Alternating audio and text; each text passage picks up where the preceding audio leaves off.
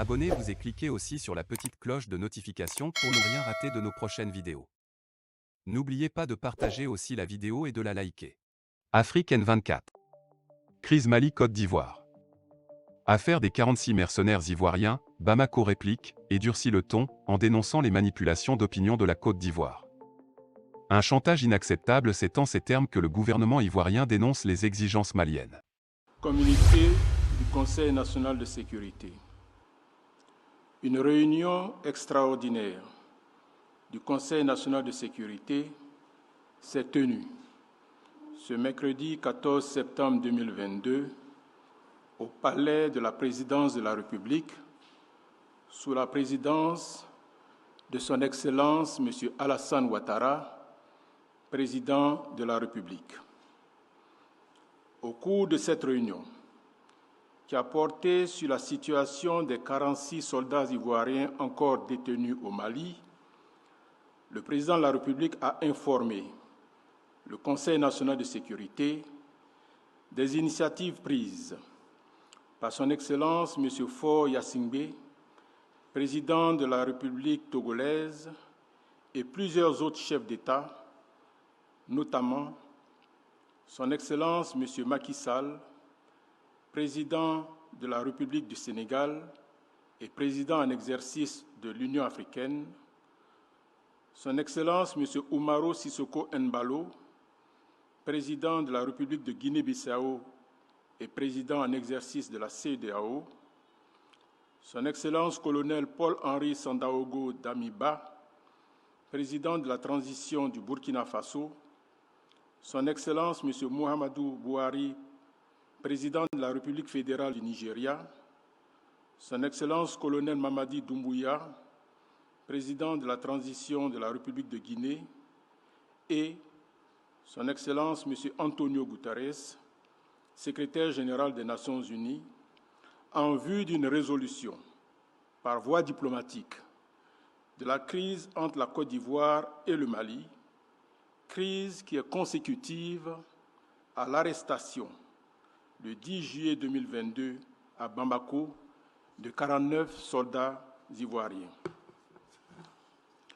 Ces soldats ivoiriens, déployés au Mali en qualité de 8e détachement de l'élément de soutien national au sein de la mission multidimensionnelle intégrée des Nations Unies pour la stabilisation au Mali, MINUSMA, ont été interpellés et mis aux arrêts au motif qu'ils étaient des mercenaires. La Côte d'Ivoire a réagi officiellement le 12 juillet 2022 à travers un communiqué du Conseil national de sécurité pour, d'une part, indiquer que les 49 soldats étaient bel et bien des militaires ivoiriens en mission officielle et légale au Mali, et d'autre part, exiger leur libération sans délai. Toutefois, en dépit des preuves fournies, notamment au cours d'une rencontre le 28 juillet 2022 à Lomé, attestant du caractère légal et légitime de la mission de ces soldats ivoiriens au Mali, la justice malienne a inculpé le 15 août 2022 les 49 militaires ivoiriens pour tentative d'atteinte à la sécurité de l'État. Plusieurs contacts avec les officiels maliens ont par la suite permis de conclure que des incompréhensions et des manquements étaient à l'origine de l'arrestation de nos soldats. En conséquence, 3 soldats ont été libérés et ont regagné la Côte d'Ivoire le 3 septembre 2022.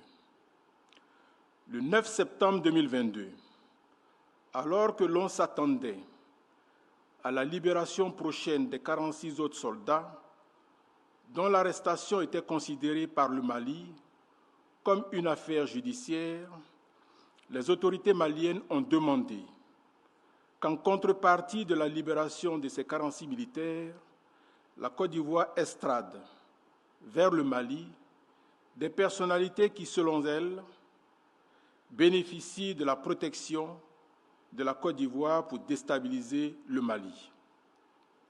Cette demande confirme, une fois de plus, le fait que nos soldats ne sont en aucun cas des mercenaires, mais plutôt des otages. Le Conseil national de sécurité considère ce chantage comme inacceptable et exige la libération sans délai de nos 46 soldats. La Côte d'Ivoire a tenu un Conseil national de sécurité le mercredi 14 septembre 2022 sur l'interpellation et la détention de ses soldats au Mali depuis le 10 juillet 2022. Alassane Ouattara a instruit son ministre d'État chargé des Affaires étrangères Kandia Camara de saisir la commission de la CEDEAO pour la tenue d'une réunion extraordinaire des chefs d'État dans de meilleurs délais pour examiner la crise entre la Côte d'Ivoire et le Mali. Cependant, à quoi faut-il s'attendre de cette réunion extraordinaire? Le président ivoirien Alassane Ouattara semble être désespéré. Il a presque tout essayé par la voie diplomatique pour la libération de tous ses soldats au Mali. Selon le Conseil national de sécurité tenu à Abidjan mercredi, il indique que plusieurs chefs d'État se sont impliqués vainement. Il a donc cité le médiateur désigné, Faure Gnassingbé, Macky Sall président du Sénégal, président en exercice de l'Union africaine, Umaru Sissoko Embalo président de la Guinée-Bissau et président en exercice de la CEDEAO, le président nigérian Muhammadu Buhari, le président guinéen Mamadi Doumbouya, le président burkinabé Paul-Henri Damiba, le secrétaire général de l'ONU Antonio Guterres bref. Malgré tout rien n'avance. La Côte d'Ivoire se saisit donc de la demande de contrepartie exprimée par le Mali pour faire un nouveau rebondissement dans l'affaire. Elle évoque des soldats pris en otage et un chantage des autorités maliennes. Ainsi donc le président Ouattara veut montrer à nouveau que la thèse de mercenaires avancée par Bamako n'est qu'un prétexte. Mais quoi de plus normal pour un militaire au pouvoir qui sait ce que valent des prisonniers de guerre, et si Goïta avait réussi là une bonne stratégie militaire pour pousser le président Alassane Ouattara à lui livrer ses opposants, insoumis, qui bénéficient de protection en Côte d'Ivoire avec une liberté de ton aussi, provocatrice, ou déstabilisatrice parfois. Une réunion extraordinaire de la CEDEAO, une solution à la crise? Non, c'est un bras de fer diplomatique dans lequel Ouattara sortira perdant, il faut l'avouer sans ambages. Il est évident que la Côte d'Ivoire veut user de son pouvoir diplomatique sous-régional pour tenir une telle réunion. Il y parviendra mais elle ne pourra rien sur le Mali. Mais dans le plan de la Côte d'Ivoire, on peut aisément imaginer que Ouattara veut suivre une procédure diplomatique progressivement à plusieurs échelles, c'est-à-dire qu'après la réunion extraordinaire de la CEDEAO il est fort probable qu'il demande à l'ONU une instance en vue de statuer sur la crise entre son pays la Côte d'Ivoire et le Mali. La CEDEAO n'est que la porte d'entrée de son plaidoyer dans les institutions sauf que le Mali n'a plus rien à craindre de la CEDEAO. Cette même CEDEAO a refusé de lever ses sanctions contre le Mali conformément à la décision de la Cour de l'UEMOA. Que la Côte d'Ivoire saisisse la même Cour de l'UEMOA ou de la CEDEAO au lieu de vouloir régler l'affaire par une solution politique. Mais on le sait tous, le président Ouattara veut s'adosser à des puissants comme le Ghana et le Nigeria pour son combat à l'international. Dans tous les cas, le Mali avance plus sereinement dans cette affaire. Au moment où la Côte d'Ivoire cherche à faire une réunion extraordinaire au niveau sous-régional, Bamako veut plutôt à tout prix une rencontre du Conseil de sécurité de l'ONU contre la Grande France pour supposer soutien aux terroristes au Mali. C'est dire encore à quel point une réunion extraordinaire des chefs d'État de la CEDEAO n'est qu'un aveu d'impuissance de Ouattara face à Goïta. Quelle solution dans cette crise? On est tenté de se poser la question suivante. Qu'est-ce que le président ivoirien gagne à protéger sur le sol ivoirien des personnes poursuivies par la justice de leur pays? Des personnes qui sont sous le coup de mandats d'arrêt internationaux? Cette attitude de la Côte d'Ivoire n'honore même pas son image sur la scène internationale et surtout avec ses voisins. Après Blaise Compaoré pour le Burkina Faso, c'est le Mali qui voit ses actes de justice non exécutés dans un pays voisin. Pendant combien de temps va-t-il continuer à protéger ces personnes? Est-il sûr qu'après son mandat son successeur va-t-il continuer à protéger des gens qui sont sous le coup de mandat d'arrêt? Alassane Ouattara gagnerait à accepter la demande de contrepartie de Bamako. Les échanges de prisonniers ne sont pas nouveaux. Cela peut bien avoir lieu. Il doit accepter la libération de ses soldats ivoiriens quel que soit le prix. Il ne faut pas compter sur les chefs d'État de la CEDEAO, aucune mesure politique ne pourrait prospérer dans cette crise. Presque tous les pays de la sous-région se sont déjà impliqués mais sans succès. De quelle réunion extraordinaire parle-t-on encore? Ces chefs d'État que le président Ouattara veut réunir doivent avoir le courage de lui dire qu'il est inadmissible de sa part de donner le gîte et le couvert à des opposants politiques recherchés par leur pays d'origine. C'est un fait. Réponse du berger à la bergère.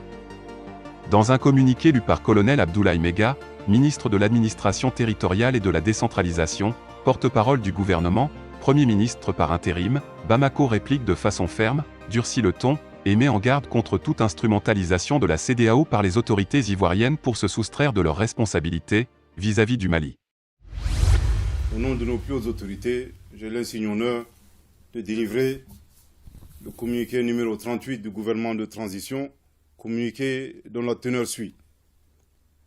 Le gouvernement de la transition a suivi avec une très grande préoccupation et une profonde stupéfaction le communiqué du Conseil national de sécurité de la Côte d'Ivoire tenu le mercredi 14 septembre 2022 au sujet des 49 soldats ivoiriens arrêtés à l'aéroport international président Modibo Keïta Bamako Sénou le 10 juillet 2022 et contre lesquels la justice malienne a ouvert une procédure d'information judiciaire pour des faits graves touchant entre autres à la sécurité nationale et à la sûreté extérieure de l'État. Le gouvernement de la transition rappelle à l'opinion publique nationale et internationale que par communiqué numéro 034 du 11 juillet 2022, il a expliqué en détail les conditions illégales dans lesquelles ces forces étrangères, dont une trentaine de forces spéciales, sont arrivées au Mali en possession d'armes et de munitions de guerre, sans ordre de mission ni autorisation, tout en dissimulant les identités et leur profession réelle de militaires, ainsi que l'objet précis de leur présence sur le sol malien.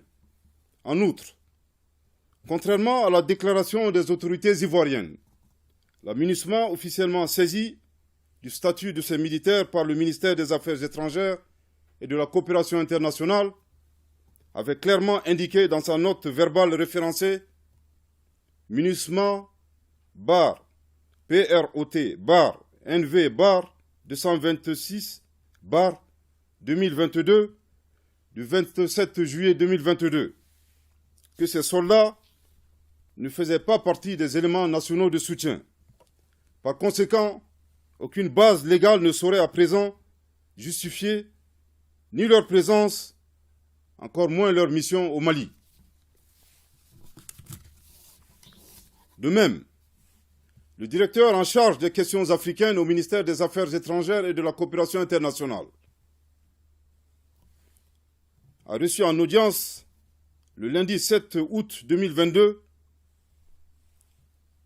le directeur en charge des questions africaines au ministère des Affaires étrangères de la République fédérale d'Allemagne. Ce dernier avait clairement indiqué qu'aucune agence allemande, encore moins le gouvernement, n'avait de lien contractuel avec les éléments ivoiriens arrêtés à l'aéroport. Par conséquent, son pays n'avait rien à voir, ni de près, ni de loin, avec ces personnes arrêtées.